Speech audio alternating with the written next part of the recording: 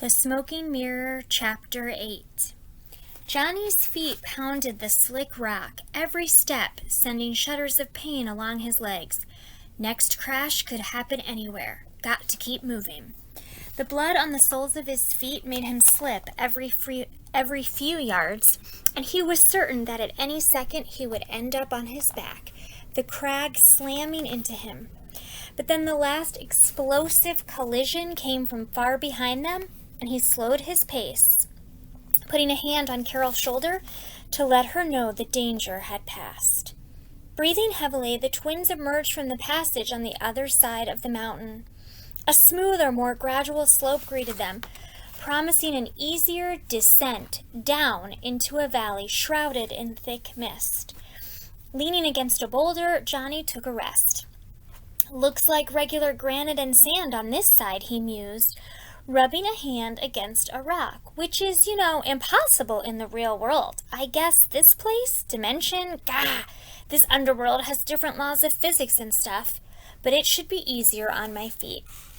What you need is something to bind them up. Carol looked herself up and down, but we're just wearing jeans and t-shirts, so there's not much material to use. Johnny nodded. Yeah, this is one of those times when I wish I listened to Dad. He's always bugging me to wear a belt, like it makes me more of a man, or something dumb like that. The image of their father that came to him wasn't of the present drunken, broken man, but of Dr. Oscar Garza, decked out in his suit and tie, hair a little unruly, a book tucked under one arm, a cheesy joke on his lips. The memory was poignant, almost painful. Johnny realized with a start that he didn't just miss his mother. He missed the man his father used to be, the man he admired despite their differences. His eyes burned with the realization.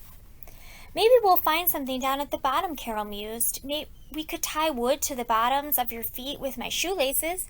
You really shouldn't have thrown away your other shoe, Johnny. We could have."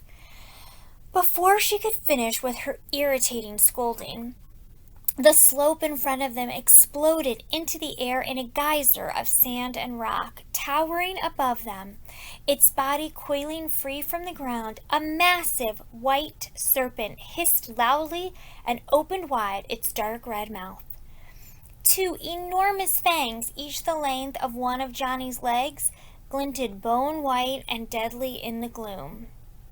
"Run!" Johnny screamed, shoving his sister ahead of him. They went stumbling down the side of the mountain as the serpent twisted around and dove headfirst after them. The ground shuddered violently beneath its weight. Risking a glance back, Johnny saw the infernal reptile slithering toward them, shoving boulders out of the way effortlessly, sending them flying into the air or tumbling in the direction of the fleeing twins. Pain was a distant memory. The journey's objective was forgotten. All that existed was the ineluctable danger behind and the boy racing to survive. In that purely instinctual drive for self-preservation, Johnny felt his toenails scratch at the edges of his mind, and with a sigh of relief, the boy stepped aside.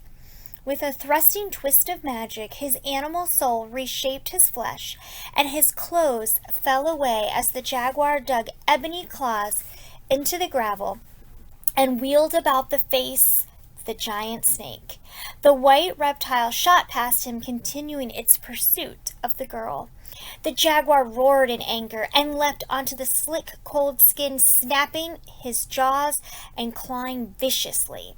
Enraged and confused, the serpent curled back with a snap, its tail whipping about and sending the human girl sprawling in the sand. The jaguar clung tightly and sank his teeth into the snake, its strange, cold black blood squirting into his mouth. Hissing hoarsely with pain, the serpent tried to shrug the jaguar off, but coiled back around when it found its struggle useless. Opening its jaws impossibly wide, it flung its diamond-shaped head toward the girl, who had just rolled over and was regarding the demon rushing at her with wide, frightened eyes that closed for a moment before the wolf snarled its way to the surface of her being and scrabbled out of reach. Johnny came forward a little, bonding with his tonal so that he could guide it with his conscious human mind. He roared at Carol, who had run down the slope in her lupine form, the strange sapame necklace still snug around her neck. She looked back and saw him struggling to hang on to the massive serpent. With a short, barking howl, she turned around and ran at the hellish reptile, leaping at the soft flesh below its head. Realizing that his sister had found the beast's weak spot, Johnny used his claws to clamber up its side. Together they ripped at the snake with their deadly teeth until great gouts of black began to squirt all over. They dropped to the ground and backed away, their hackles raised. The snake quivered for a moment and then fell, thudding like a dead weight against the mountainside. After a few moments of staring at the twitching corpse of their enemy, Carol walked over to her clothes, nuzzling them into a pile that she picked up with her narrow snout. She ducked behind a boulder, and soon Johnny heard her speak. "You should probably shift back and get dressed, Johnny. I don't particularly feel like seeing your naked butt walking around through Mictlan." "And how am I supposed to do that?" Johnny was stumped for a second, staring down at his paws, at the mysterious bracelet that encircled his left foreleg. But then he realized that all he needed to do was to come forward, totally inhabiting his body. The tonal obediently backed off, and his body stretched and snapped itself back into the form of a 12-year-old. To his delight, his feet were completely healed. He pulled on nearly all his clothes, abandoning only the bloody socks, which he was covering with a medium-sized rock, when Carol emerged from behind the boulder. Wow, there was a look of wonderment on her face. "I know, right? I guess it's good Xolotl's not around. He'd be all, 'See, I told you it would be remarkably easy,' and stuff. I really don't want to be chewed out right now." Carol giggled. "Yeah, we're kind of all chewed out, huh?" That cracked Johnny up. He doubled up with more laughter than her cheesy joke deserved, partly because it was nice to see her loosen up, partly because he had been so on edge that he needed the release. "That was pretty good," he managed to say after a few seconds.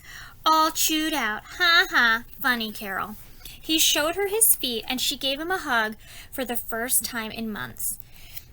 "It feels good to click again, like we used to. Nothing like killing a demon snake to bring a family together, I guess."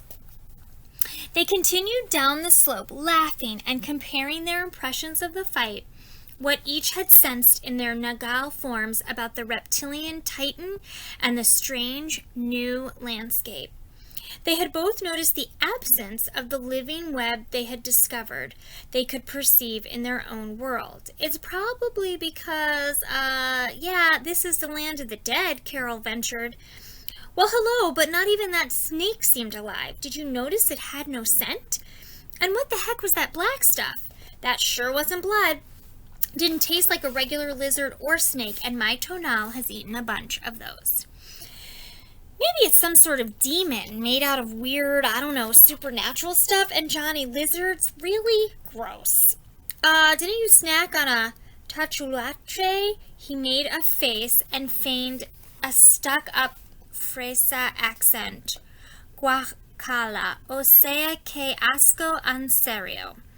Carol sputtered with laughter. "Yeah, I guess an opossum is about on level with a holy mother of God." "Huh?"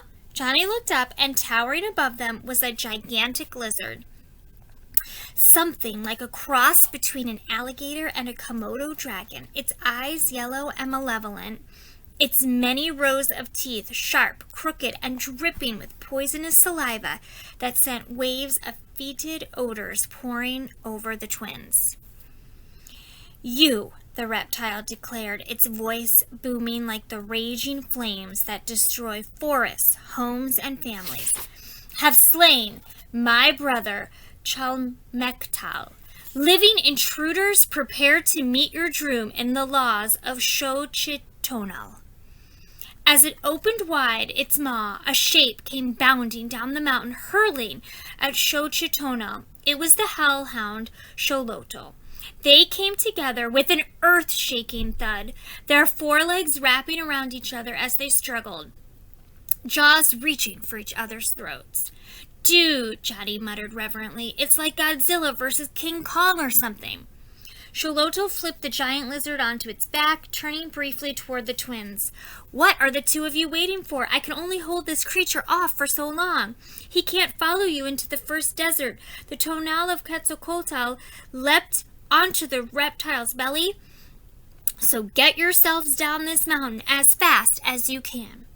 Without waiting to see how the epic battle turned out, the twins began running down the remaining stretch of dark gray granite sand that lined the narrow confines of the Black Road. From behind them came apocalyptic sounds of struggle and destruction, but Johnny focused on the dark fog rising before them from the valley at the foot of the mountain. It seethed and swirled ominously, like virulent smoke from a witch's cauldron. Blackness, he mused. That's okay. I'm not afraid of the dark. They reached the bottom. Carol grabbed his hand, and together they plunged into the roiling mists.